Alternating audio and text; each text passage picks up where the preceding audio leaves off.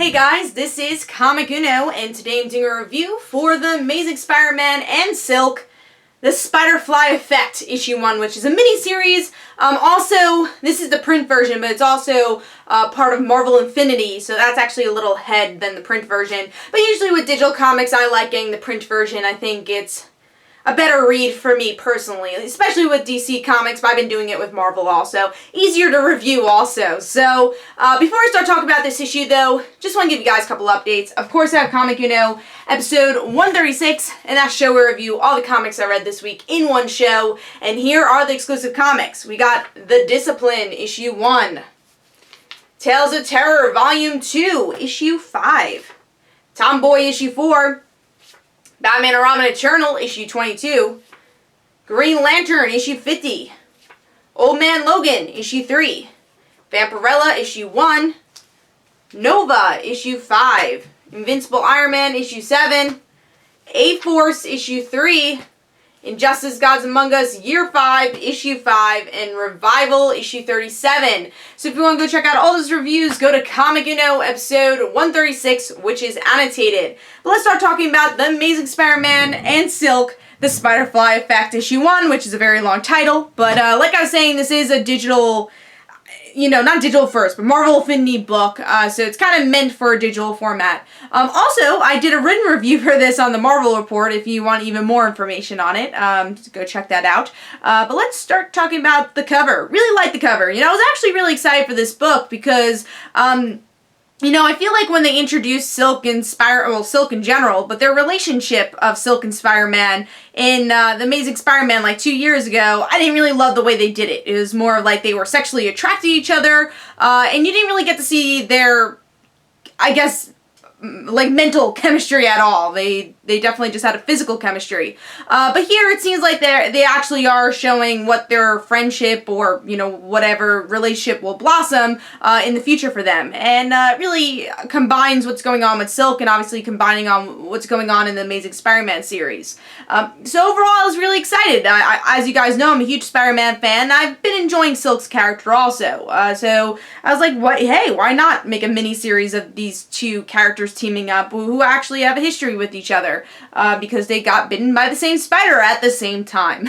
But yeah, cool cover. Really enjoyed that. Was pretty excited for it. Artwork, I think in the beginning could have been a little bit more detailed. Like over here, Peter didn't really have eyes, but I will say that the artwork did get more detailed as the issue went on. So I was very happy to see that. Like over here, this is don't want to show the last page, but one of the couple of last pages here, I thought the artwork was a bit more detailed. Now, I will also say the artwork is probably better when you read it with the Marvel Infinity book. It looked like it was more designed for that. And with the Marvel Infinity book, they do it where they give a page like 2 panels instead of like 6 panels. So they format it differently. So the artwork was obviously done more for that digital format than the printed format. So that's something you're gonna not get if you read it in the printed format, like I am. But let's start talking about the story. Did I like that?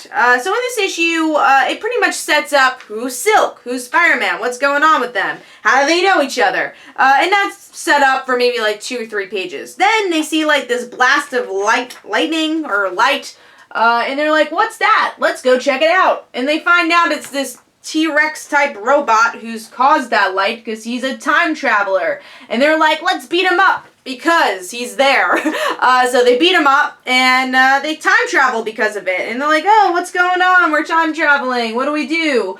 So they're time traveling through time. And then they run into more villains to fight and punch. And that's Hydra. So they're fighting Hydra, and they're like, well, we can't really do much because we can't step on any butterflies. We can't change our past. And Silk and Spider-Man are in a mutual agreement about that.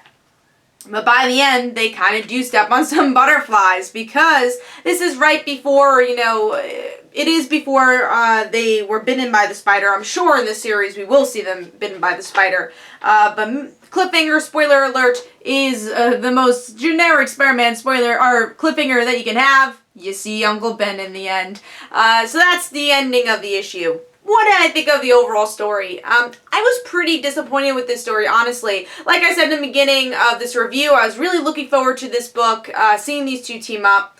And the artwork was average, I felt. Again, might have fit better for the digital comic. And the story was very average. I thought they could have done more with their relationship, but it's more like, let's fight the bad guys. Let's fight the bad guys again. And then they talk about time travel and the mumbo-jumbo of time travel for so long in this issue. Then when you finally get to the end of them saying, oh, let's see what we do in this time period to try to get out of here, they find Uncle Ben, which is like, yeah, if we haven't seen this cliffhanger 10 million trillion times in a Spider-Man book, that would be a shocker. But if you're time traveling to the past, you're probably going to find Uncle Ben in some form. And obviously it looks like right before his death, this is when you see him. And then I'm sure, predictability, Spider-Man's going to be like, how about if I could save my uncle? Or maybe he'll say, I can't save my uncle. But you know that's going to end up happening with Uncle Ben. I think the most interesting part will be when we see the bite, because that's something that affected both Cindy and Peter. And another thing, I guess, is seeing Cindy's family, because that's the family we really don't know about, and that's something that's concentrating on in the Silk series. So I think that's going to be the more interesting part than, I guess, the Spider-Man things we've seen a billion trillion times. So overall, I thought this was a really average book, but I'll pick up the next issue, see where it goes, because I do like these characters, and I don't think it was a bad issue. I just think it was a really, really setup type issue, and I kind of just wish it had more flavor to the issue.